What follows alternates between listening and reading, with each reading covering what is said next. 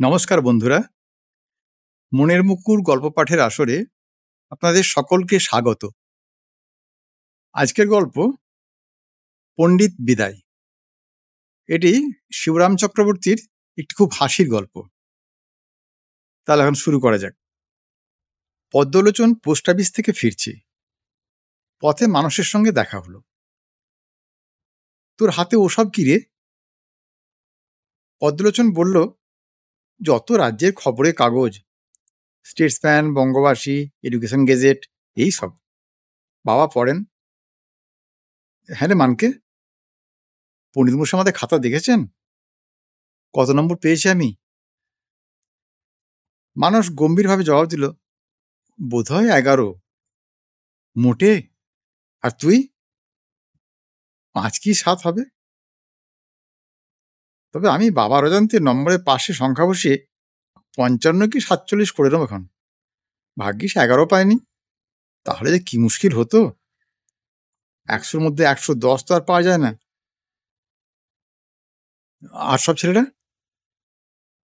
3, 2, 0, অনেকে আবার -5, -7 পেয়েছে। তারা সব ফ্রিজিং পয়েন্টে, সব বিলো জিরো। পদ্মলোচন হাসতে পারল না। তোর আর কি, তুই তো পণ্ডিতের ছেলে, তোকে তো কিছু বলবেন না, মার খেয়ে মারা যাবো আমরা। পদ্মলোচন বাড়ি ফিরে যেন ভাবনার অকুল পাথারে পড়ল। সংস্কৃতে মোটে 11 পেয়েছে, তার উপর পণ্ডিত মশাইয়ের আবার সবচেয়ে বেশি রাগ তারই উপর, সে তার কথা চোটপাট জবাব দেয় বলে। সেদিন তো বেঞ্চির নড়বড়ে পায়াটা ভেঙে নিয়ে কয়েক ঘা তাকে কষায়েন এমনি প্রচণ্ড উৎসাহ দেখিয়েছিলেন। পদ্মর সৌভাগ্যক্রমে বেঞ্চিটা তার পক্ষ নিয়েছিল, তাই রক্ষে। অনেক টানাটানিতে কিছুতেই পায়াটা ছাড়তে সে রাজি হয়নি। অবাধ্য বেঞ্চিটাকে পদচ্যুত করতে না পেরে সে যাত্রা তাদের দুজনকেই তিনি পরিত্রাণ দিয়েছিলেন। কিন্তু সেদিন তার যে রাগ সে দেখেছে, এরপরে স্কুলে গেলে কি আর নিস্তার আছে রে? খবরের কাগজগুলো বাবাকে দেওয়া হলো না তার। নিজের পড়ার টেবিলে ফেলে রেখে নাওয়া খাওয়া ভুলে সে ভাবতে বসলো। ভাবতে ভাবতে সমস্ত যখন তার এলোমেলো হয়ে এসছে, এমন সময় হঠাৎ তার মনে হলো একটা পথ যেন পাওয়া গেল পণ্ডিত মশাইকে জব্দ করবার। একটা উপায় যেন সে আবিষ্কার করেছে। সংবাদপত্রগুলো খানিকক্ষণ নাড়াচাড়া করে সে হাসি মুখে টেবিল থেকে উঠে পড়ল। স্কুলে গিয়ে শুনল, সমস্ত পরীক্ষায় তাদের নম্বরের বহর দেখে হেডমাস্টার মশাই এমনই হতভম্ব হয়ে গেছেন যে তিনি স্বয়ং আজ পণ্ডিত মশাই ক্লাসে আসবেন। খবর পেয়ে পদ্মলোচন খুশি হলো। সে প্রস্তুত হয়ে এসছে, আজ একটা বিহিত সে করবেই। তার নাম পাল্টে ধূম্রলোচন বলে ডাকার, যখন তখন বেধড়ক পিটন দেওয়ার প্রতিশোধ আজ থেকে নিতেই হবে। ক্লাসে ঢুকে নাকে নস্যি গুঁজে 40 মিনিট তিনি ঘুমিয়ে সুখ করবেন, আর বাকি 10 মিনিট সুখ করবেন পড়া নেবার অছিলায় তাদের পিটিয়ে। এটি আর হচ্ছে না। পদ্মলোচন আজ মরিয়া।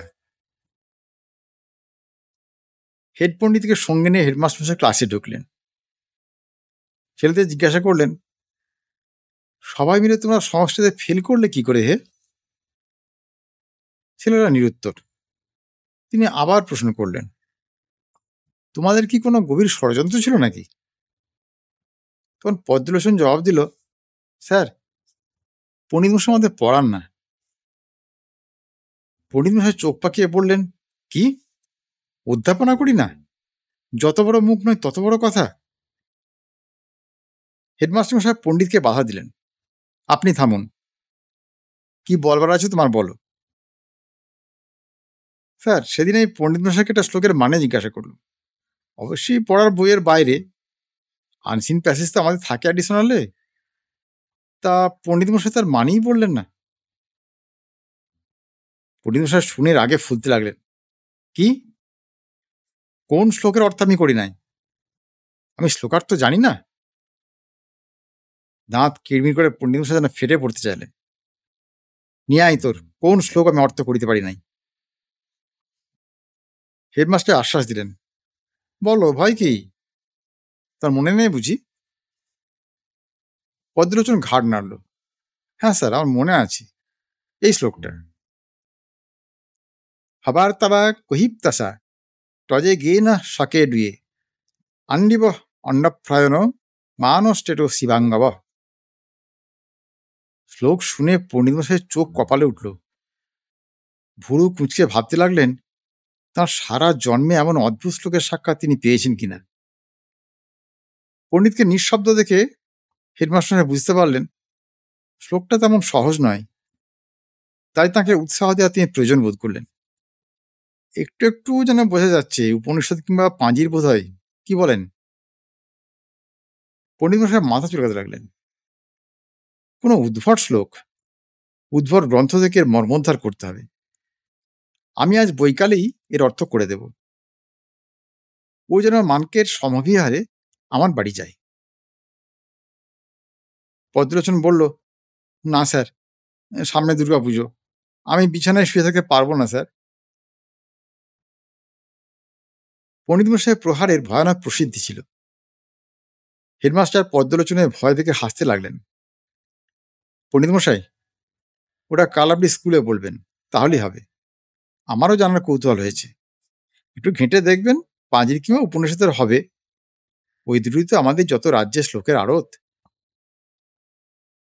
পণ্ডিত মশাই গম্ভীর হয়ে বললেন, বেশ, আমার স্মরণে রইল।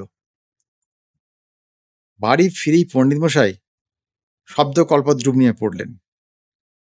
উদ্ভট সংগ্রহটাও পাতি পেতে করে খুঁজলেন। না, কোনো দিকেই শ্লোকটা কোনো সুরাহা হলো না। নাকে এক টিপ নস্য দিয়ে তিনি দারুণ মাথা ঘামাতে লাগলেন। হবার তবা সংস্কৃত বলে বোধ হচ্ছে বটে, কিন্তু অভিধানে তো এ শব্দ নাই।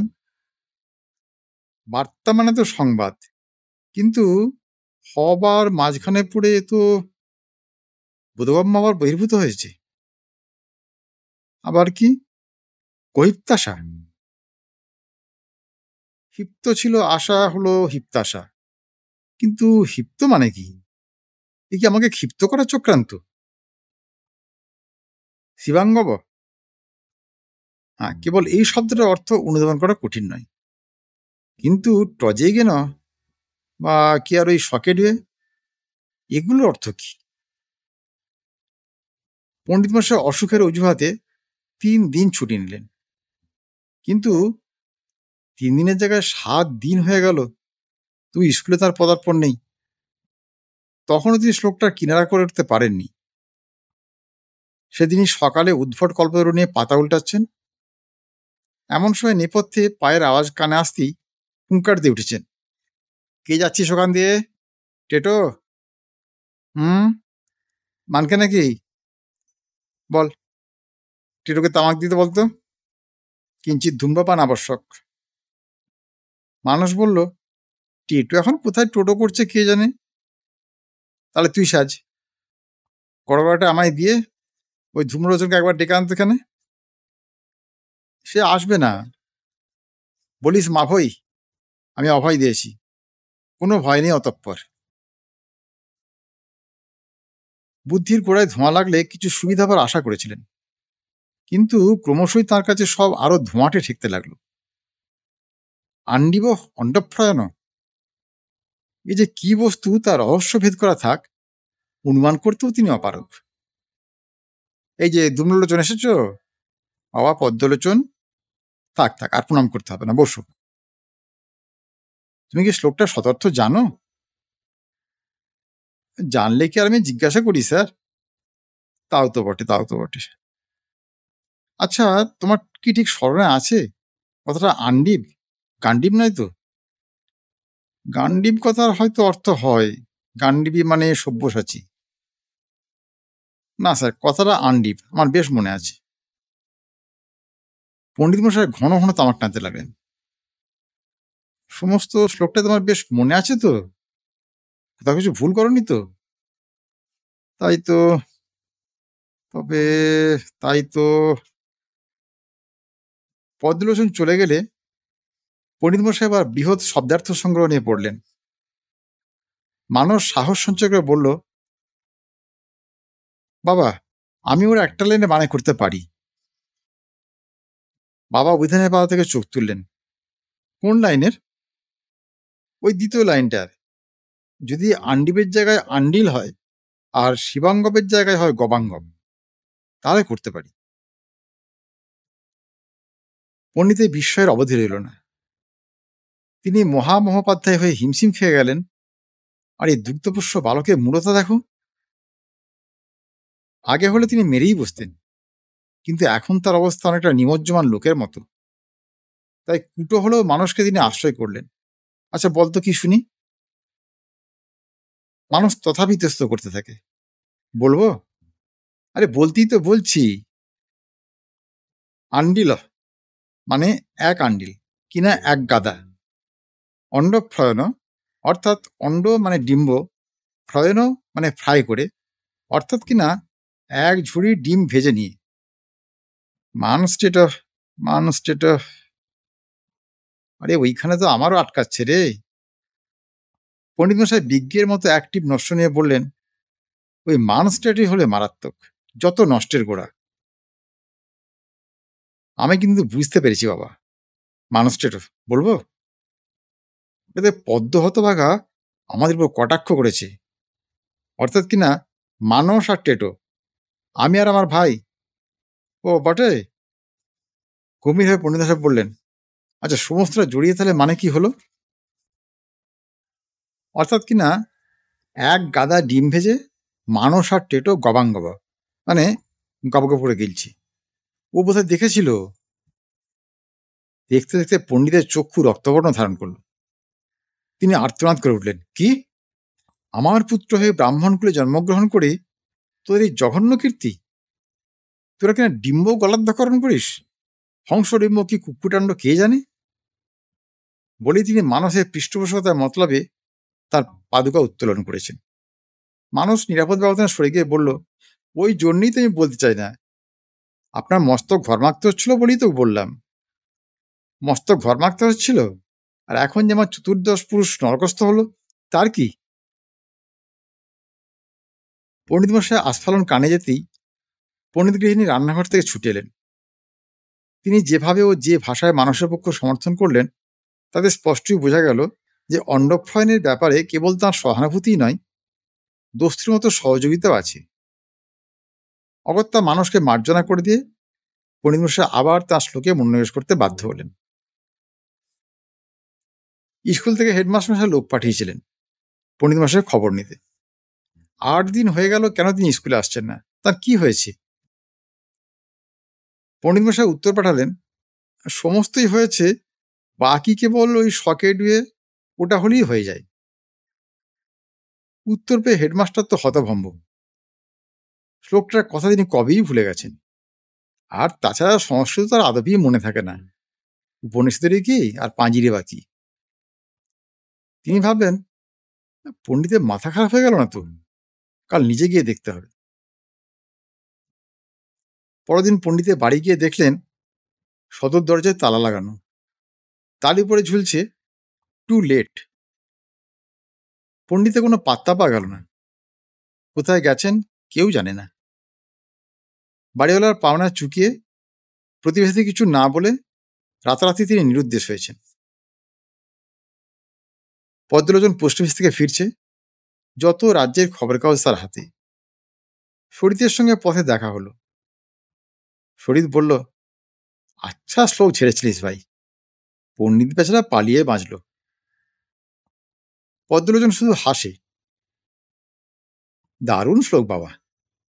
পণ্ডিত মশাই একবারে টজিগে না, লাভের আশা ত্যাগ করে উধাও হলেন। পদ্মলোচন তবু হাসে। অবশ্যই মানকে একটা মানে করেছিল বটে, অর্থাৎ তুই নাকি তাকে আর তার ভাইকে লক্ষ্য করে এটা বেঁধেছিস। পদ্মলোচনে হাসি আর থামে না। মানকে ছাই মানি, ও তো ডিমের মানে। সমুৎসুক হয়ে শরীর জিজ্ঞেস করে, তবে আসল মানেটা কি ভাই, বলবি না আমাদের? আরে মানে এই যে আমার হাতেই রয়েছে, ও তো সব খবরের কাগজ। আরে নাম বলে তো ওলটপালট করে দিয়েছি।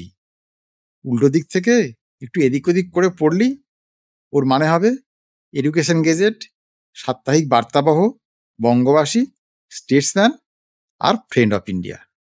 আজকের গল্প তাহলে এখানেই শেষ করছি। বন্ধুরা, যদি গল্পটি আপনাদের ভালো লাগে তাহলে অবশ্যই একটি লাইক দেবেন ও ভিডিওটি শেয়ার করবেন।